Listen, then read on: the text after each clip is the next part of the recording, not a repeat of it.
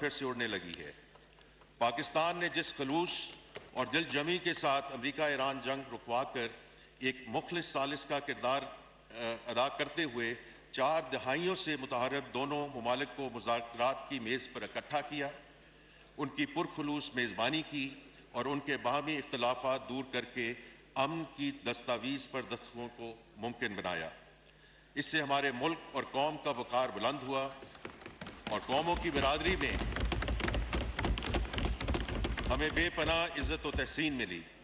یہ ہماری سیاسی اور سفارتی تاریخ کا ایک روشن باب ہے جس پر وزیر اعظم محمد شہباز شریف صاحب، فیلڈ مارشل سید عاصم منیر صاحب، ہماری قومی قیادت، اتحادی اور اپوزیشن جماعتیں، ہماری پارلیمان اور ہماری پوری قوم مبارکباد اور تحسین کی مستحق ہے۔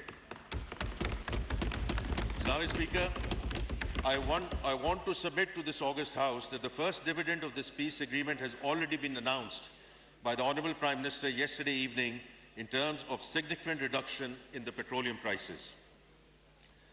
جناب اسپیکر, میں مالی سال 26-27 کے بجٹ کی طرف آتا ہوں۔ میں سب سے پہلے تمام معزز اراکین اسمبلی کا شکریہ ادا کرتا ہوں جنہوں نے مالی سال 26-27 کی بجٹ بحث پہ بھرپور حصہ لیا۔ میں خصوصاً قائد حزب اختلاف جناب محمود خان اچکزئی صاحب، سینٹ کی قائمہ کمیٹی کے چیئرمین سینیٹر سلیم ماندی والا صاحب، قومی اسمبلی قائمہ کمیٹی کے چیئرمین سید نوید قمر صاحب اور ان دونوں فائنانس اینڈ ریونیو کمیٹیوں کے جملہ ارکان کا تہہ دل سے شکریہ ادا کرنا چاہوں گا۔ انہوں نے پچھلے 2 ہفتوں میں انتہائی خلوص اور محنت کے ساتھ بجٹ تجاویز کا بغور جائزہ لیا اور ان میں بہتری لانے کے لیے کئی تجاویز دیں، جن میں سے بعض تجاویز کو فائنانس بل 2026 میں شامل کرنے کا ارادہ ہے۔ میں اس کے ساتھ ساتھ میڈیا کے معزز دوستوں، معاشی تجزیہ کاروں، ماہرین اور چیمبرز آف کامرس کا بھی شکریہ ادا کرنا چاہوں گا۔ جناب اسپیکر, میں وزیر اعظم محمد شہباز شریف صاحب کی قیادت میں اتحادی حکومت میں شامل تمام سیاسی جماعتوں کے قائدین، خصوصاً جناب میاں محمد نواز شریف صاحب، جناب بلاول بھٹو زرداری صاحب، جناب خالد مقبول صدیقی صاحب، جناب چودھری شجاعت حسین صاحب، جناب عبدالعلیم خان صاحب اور جناب خالد حسین مقصی صاحب کا انتہائی شکر گزار ہوں۔ ان کی رہنمائی بجٹ ترتیب دینے کے لیے انتہائی اہم تھی۔ جناب اسپیکر, گزشتہ 2 ہفتوں میں بجٹ پر بحث کے دوران معزز اراکین پارلیمنٹ کی رائے سننے کو ملی۔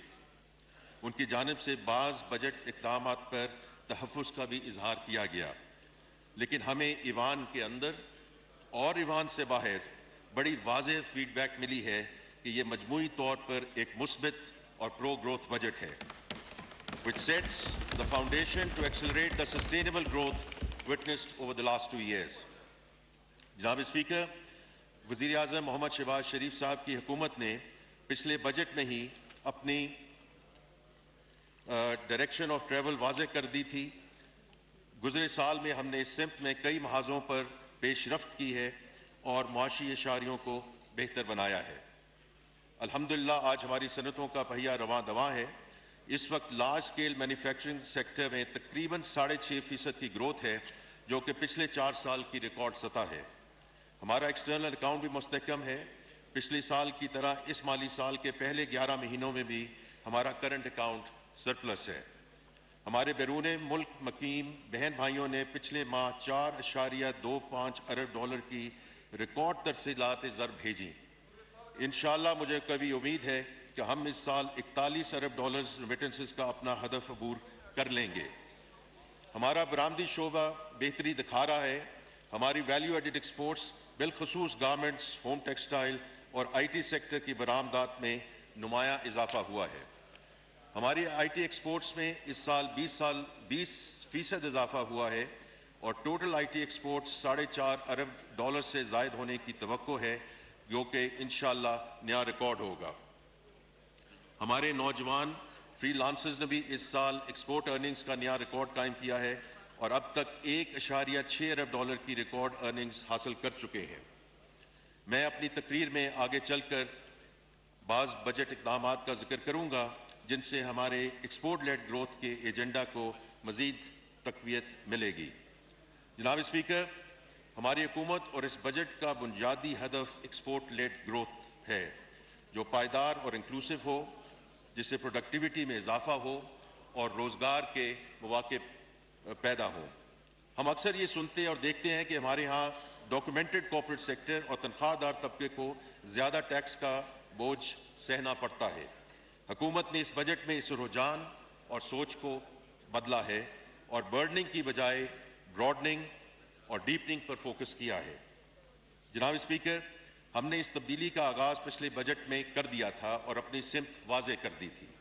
اس بجٹ میں ہم نے اس حوالے سے اضافی اور ٹھوس اقدامات اٹھائے ہیں اور ایکوٹی اور فیئرنیس کے اصولوں کو مد نظر رکھتے ہوئے موجودہ ٹیکس گزاروں بالخصوص تنخواہ دار طبقہ، چھوٹے کاروباروں، صنعتوں، ایکسپورٹرز اور تعمیرات کے شعبوں پر ٹیکس کا بوجھ کم کیا ہے، جبکہ برآمدی شعبے اور زراعت کے لیے رعایتی قرضوں کی فراہمی کو یقینی بنایا گیا ہے۔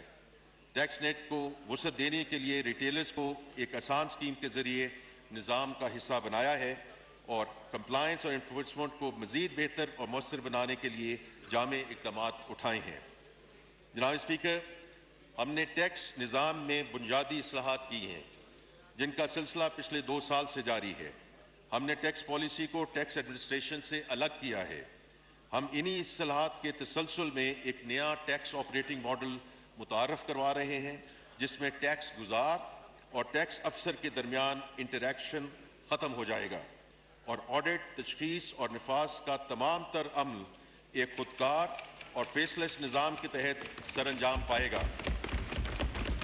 ان اصلاحات کا سادہ اور واضح مقصد ڈیجیٹائزیشن اور AI کے استعمال کے ذریعے ثوابدیدی اختیارات ڈسکریشنری پاس ختم کر کے ہراسمنٹ کے واقعات کا سدباب کرنے کے ساتھ ساتھ شفافیت اور ٹیکس قوانین کی تعمیل کو فروغ دینا ہے۔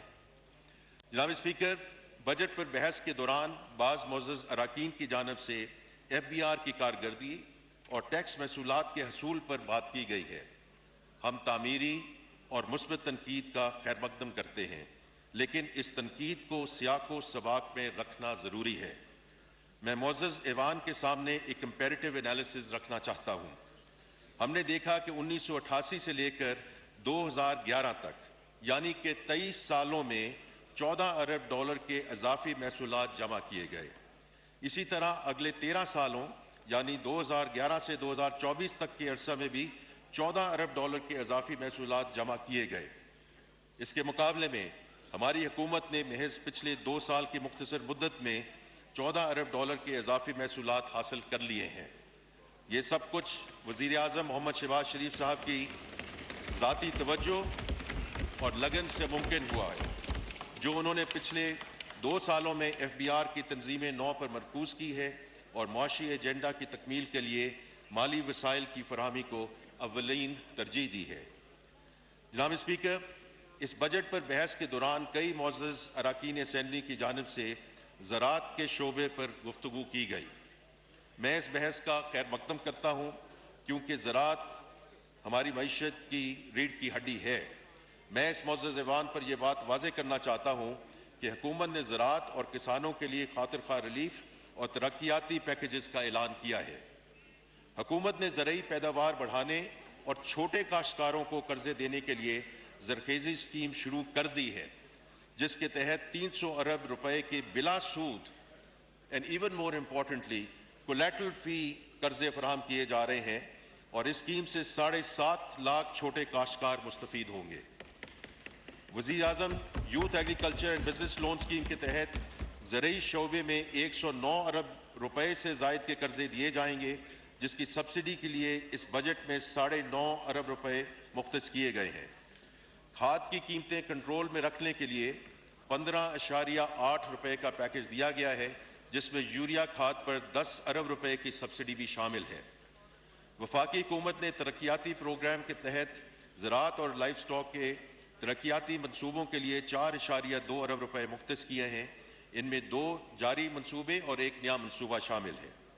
زراعت کو جدید بنانے کے لیے تقریباً 2 ارب روپے کا امپورٹ ڈیوٹی ریلیف دیا جا رہا ہے، جس کے تحت 175 ہارس پاور سے زائد کے ٹریکٹرز، مکئی کی کٹائی کے لیے مشینوں، کمبائن ہارویسٹرز، زرعی پمپس اور اسپیئر پارٹس پر ڈیوٹیاں مکمل طور پر ختم کر دی گئی ہیں۔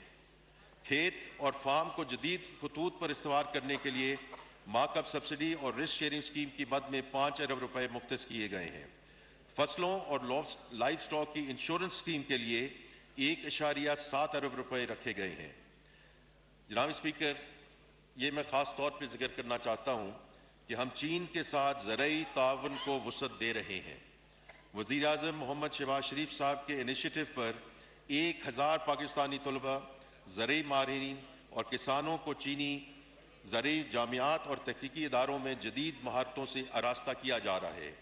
اب تک اس پروگرام کے تحت 885 طلباء، زرعی ماہرین اور کسان مستفید ہو چکے ہیں، اور اس کا مین مقصد یہ ہے کہ جو انہوں نے چین میں جدت لائے ہیں اور جو ان کی بیسٹ پریکٹسز ہیں ان کو سکسیس ٹرانسفر کیا جائے انٹو دی ایگریکلچر سیکٹر ان پاکستان۔ اور آخر میں یہ کہوں گا کہ نجی شعبے کی شراکت کے ساتھ زرعی کولڈ سٹوریج بنانے جا رہے ہیں جس پر 7.1 ارب روپے خرچ ہوں گے، because this value chain and investing in this value chain is extremely important to get the value added agriculture moving۔ جناب اسپیکر، حکومت کی بھرپور توجہ ہے کہ معاشی ایجنڈا کو مزید آگے بڑھانے کے لیے ایسے سیکٹرز پر توجہ مرکوز کی جائے جن پر معیشت کے کئی ذیلی شعبوں کا انحصار ہے۔ تعمیرات اور ہاؤسنگ کا شعبہ پوری معیشت کے لیے اکنامک ملٹی پلائر کی حیثیت رکھتا ہے۔